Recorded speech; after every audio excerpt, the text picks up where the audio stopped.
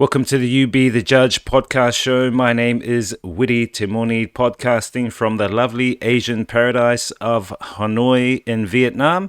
I've been researching for over 15 years into various subjects and topics that affect us all in some shape or form, primarily alternative news and exotic information. And I always say the truth can set you free, but first it will piss you off.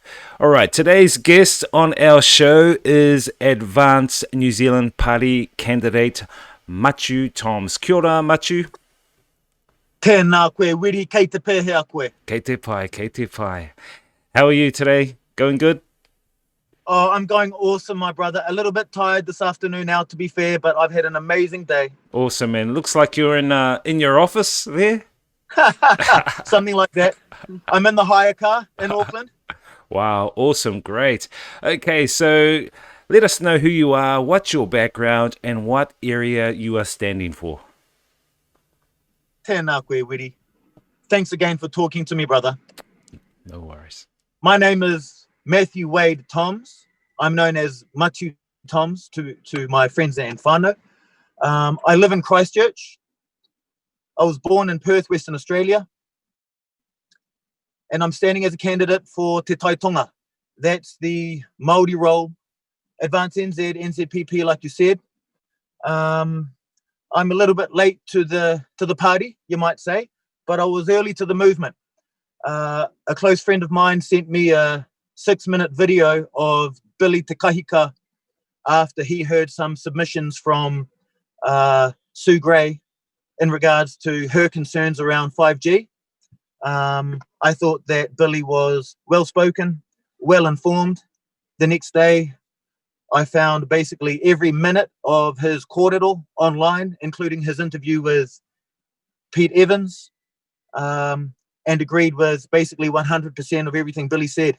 I then listened to Billy's presentation in Christchurch Live in June and went from there. And here I am now sitting in a hire car in Auckland a couple of hours after the Freedom Rally in Aotea Square.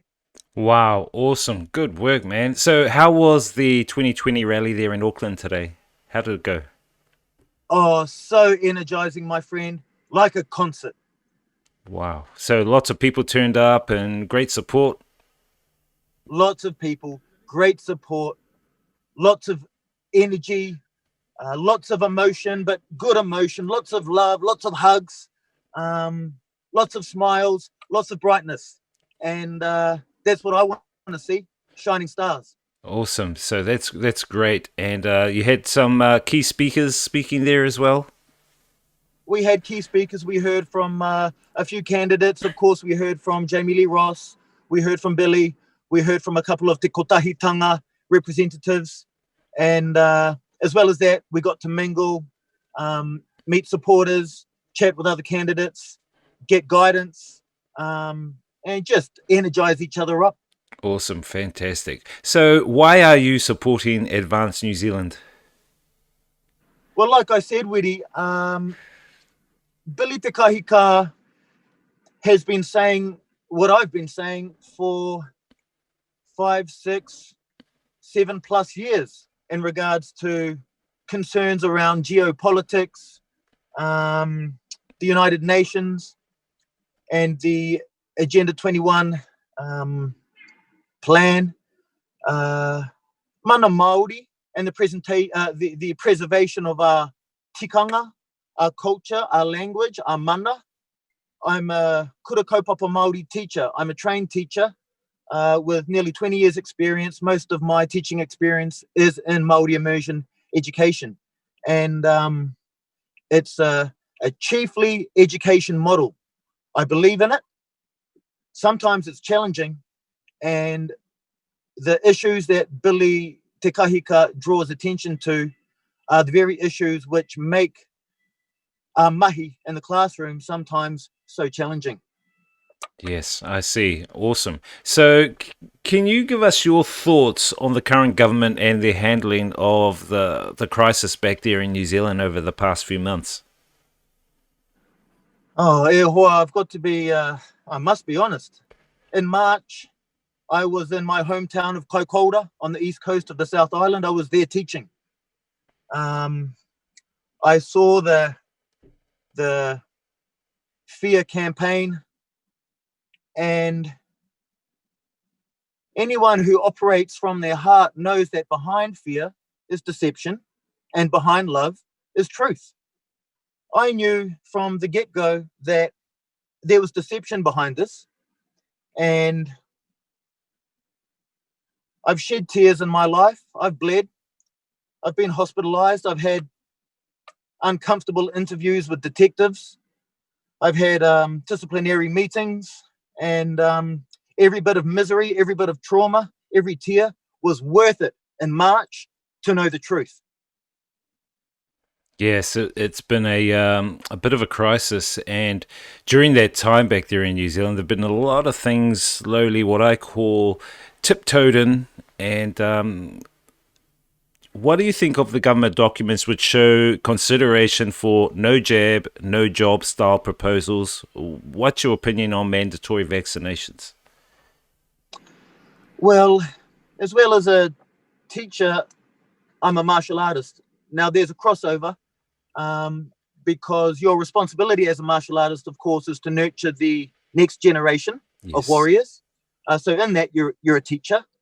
Like I said, I'm a trained teacher, but two of my majors from university are physical education and health education. So through my studies at Canterbury University and through my experience as a martial artist, I discovered that your body's a fortress. You can make your immune system so strong, and you can make your tinana, your body, and wairua, soul, so powerful that you are indestructible.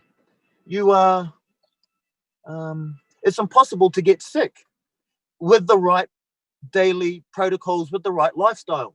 So to push the New Zealand public into a state of fear, I knew in March was unnecessary, because with the right education, every New Zealander can be strong, can be healthy, and can be as close to impervious to all disease, including all viruses.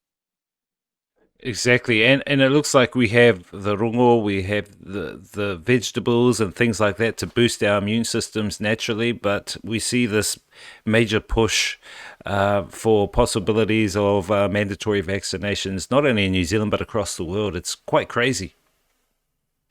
It is crazy. It's obviously a global push, and that in itself should raise alarm bells to people. Um, like I said, one's health, I believe, is one's responsibility. In that we have a collective responsibility, of course. However, it is not the government's place to mandate my health practices. It is an individual's, and along with their community's responsibility to um, engage in and apply healthy lifestyle practices Yes. for longevity. And that's one thing which I'm into martial arts for. I'm into martial arts for longevity. I intend on living to 120 years old. I intend on playing with my mokopuna, my great mokopuna, my great mokopuna up until then. And I'm grateful to the martial arts and to all of my kaiako, all of my teachers around health, around nutrition, around the body's various systems, the endocrine system, the cardiovascular system, the immune system, etc. This is what we should be focusing on: how to be strong, how to be healthy, rather than how to be terrified. Yes, and I see there is a referendum for cannabis. And do you support that in any way? I think the government are wanting to make it legal, I think. And yeah, can you give us your thoughts on that referendum on cannabis? Yeah, sure, Wiri. Like I say, almost every morning on my porridge, I pour organic hemp seed oil. So that's cannabis seed oil and hemp seed oil I learned through my martial arts studies, is a superfood. The nutritional and medicinal benefits of hemp, especially hemp seed and especially hemp seed oil, are profound. I am fully behind medicinal cannabis. Recreational cannabis, we'll put it this way. I don't trust the current government. I believe that there are traps in the legislation as they have presented it. I voted on Thursday, and I actually voted no. Not because I don't support the safe use of cannabis, but I've voted no because I don't support this government. Ka pai. I was going to say let's talk on a couple of policies, but we'll look at talking on a couple of values. Can you talk about some of the values? E hoa, mana, not money. Aye. I think some of our people, some of our Māori people, particularly our iwi leaders, have fallen in love with money. On the way from the car park to Aotea Square earlier today, I would have walked past 24 or more homeless Māori people on the street begging for money. Our iwi leaders, they're doing okay. The filter down effect is not happening. I want to see a return to traditional values. Now, not solely traditional Māori values, but just traditional Yes. values. Values of your word is your bond. Values of sealing a deal on a handshake. Looking somebody in the eye and telling the truth, making a promise and keeping it. Lending money, koha, rather than what can this person do for me and how can I profit? Dog eat dog style. Look, that's not, I don't believe that is the traditional Māori way. I don't believe that is the way to a prosperous society. And in New Zealand here, it feels like we've lost the key to prosperity at the moment. I want to be a part of finding that key and returning the wairua of prosperity to our blessed nation, to our blessed whenua. Aye, awesome. Collaboration. So yeah, cooperation, mana, not money, e hoa. In the Bible it says the love of money is the root of all evil. And I think some of our people have fallen in love with money. They've fallen in love with materialism. And as a people, clearly we're suffering. I am still astounded at how brainwashed our Māori people are even now in October. So many of our Māori people are going along with Jacinda Ardern's narrative. And look at that. Anybody who has a relationship with this man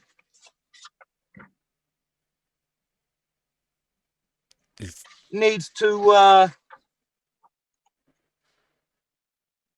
Dr. Bill Gates needs to be asked, mana or money? I mean, come on, Aotearoa. What's become of us?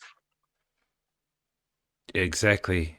And talking on that note, with Labour, they've passed a law to decriminalise abortions in March this year, in fact. What's your stance on abortions and what they've done?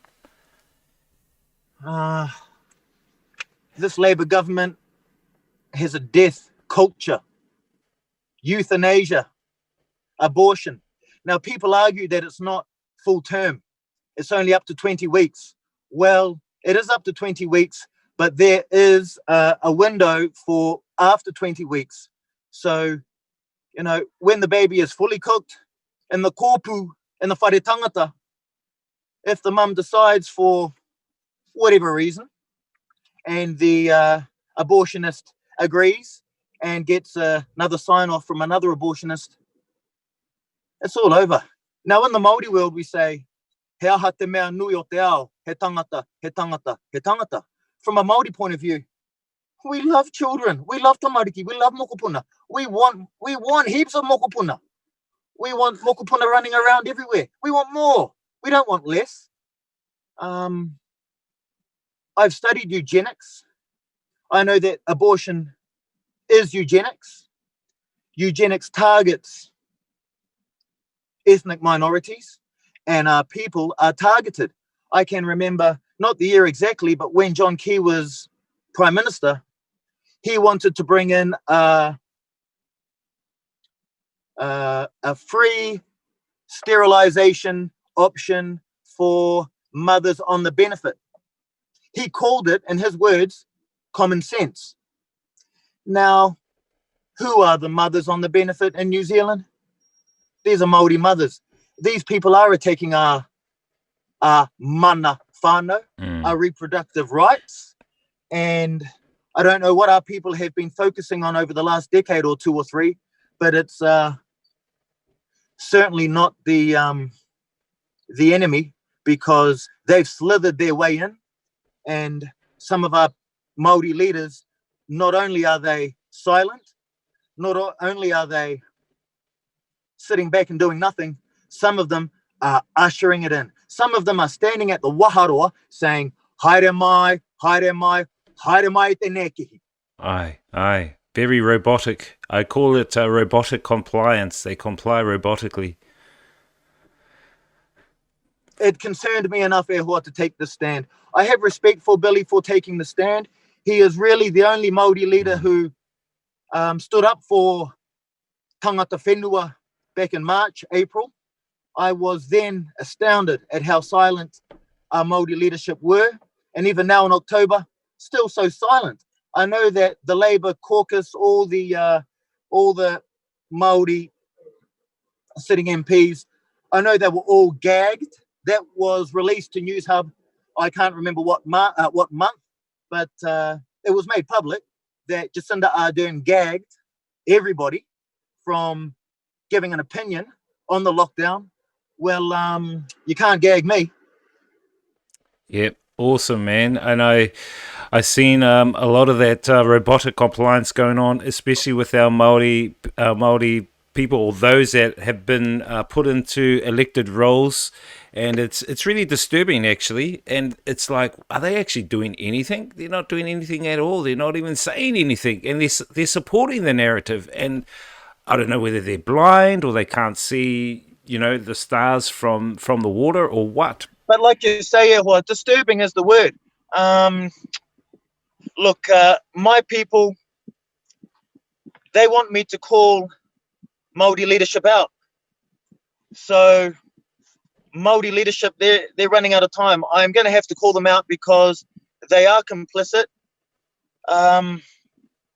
We can be charitable and say that they are uninformed. Either way, they are ushering in communism. They are ushering in eugenics. They are ushering in a one world government, which means the end of mana Māori. It means the end of tikanga Māori. It means the end of mahinga kai. It means the end of our future in terms of our ability to determine what our marae, what our iwi is going to look like in 1 generation, 5 generations, 10 generations. Our tipuna thought 5, 10, 20 generations ahead. What I am wanting to be a part of is putting a handbrake on the New World Order, putting a handbrake on communism and eugenics, and returning all New Zealanders to the land, to chiefly values, and to God, because after all, our national anthem was composed the way it was for a reason. Yep, exactly. And I tell you what's really disturbing is that everything's in plain sight. and it just seems like they're blind to it. They cannot see what's really going on. And Advanced Party are the only party out there, to me, that actually makes sense and just has even common sense. It's, I don't know, it's so profound that Advanced are the only ones out there that make sense to me. Okay, I want to talk about the election race. What's the election race looking like right now back there in New Zealand? Because now it's crunch time. It's about a week or so away from the election date. So what's the election race looking like now for Advance and for the other competitors? O tēnā koe, Wiri. Look, I'm focusing on what I can see, e hoa. Bruce Lee once said, believe none of what you hear and half of what you see. So I've lived by that philosophy for quite a while. So what I can see is a lot of support. And by see, I mean with my own eyes. What I'm hearing through social media, through the news, for the most part, I'm ignoring. Election interference, it is real. And election interference in New Zealand now is real. So the enemy's strategies, in a way, perhaps they've played their hand too early. Look, I'm just focusing on staying positive. I'm focusing on being a part of giving hope. I'm taking the hugs and the hongi and the handshakes whenever I can get them, because it's boosting me. I'm celebrating the beauty when I can see it, because it's boosting the people, and that's what I want to be a part of, Wiri. I want to be a part of hope. I want to be a part of celebrating beauty. I want to be a part of. Look, we're looking for a miracle, aren't we? This political party, formally, in regards to the alliance with Jamie Lee Ross's Advance NZ Party, is what, 2 months old? Yes, not very Brand new. old. So even to be where we are now is a miracle. I believe in miracles, and we're praying for a miracle. Let's just keep praying. Awesome. And that leads to the final question, and that is, what's the ultimate outcome you would like to see? Well, the ultimate outcome, or the ideal, I suppose, would be, look, I am an idealist, an Advance NZPP majority, and some sort of alliance with other common sense, eyes open minor parties, and the demise of the cabal, because the cabal has slithered its way into our political system. There aren't many of them, but they wield quite a lot of power right now. And that power also seems to be a form of almost hypnotic power over the masses. So to purge the government of the snakes, I like it when Billy talks really directly, using words like treason. Yes. Look, I want to be a part of holding these people accountable, because they have committed crimes against this country. They've committed crimes against my people. And it's not in me just to stand by and watch and let it happen. Exactly. I want to see these people held accountable. I want to see people with a heart for the people making decisions. If and when I get in, my corner men, they don't let me say if. So when I get in, I'm happy just to do 1 term, 3 years. If the people really push me, I'll do 2 terms, but 2 terms is enough. I want to go in there, call out the cabal, decapitate the serpent, return traditional values to the people, return the people to the whenua, return the people to the atua, and make our forefathers proud. Awesome, man. Awesome. Fantastic. And you seem very informed and knowledgeable about what's going on around the world and in New Zealand and in the shadows there. And I think you're going to be a great candidate to help guide the people back there in Aotearoa. Because as I say, the most powerful part of the pyramid people think is the top. Actually, it's the base, because at the base are the majority of the masses. But it's the masses that are, I would say, in a kind of hypnotized state. But once we come out of that state, like in an awakening, I think that the foundation of that base, if we non-participate, that whole thing will come crashing down. So it's about, I think, informing, awakening our people, and educating them about what's really going on, and giving them laying the seeds, I call it. We need to lay those seeds.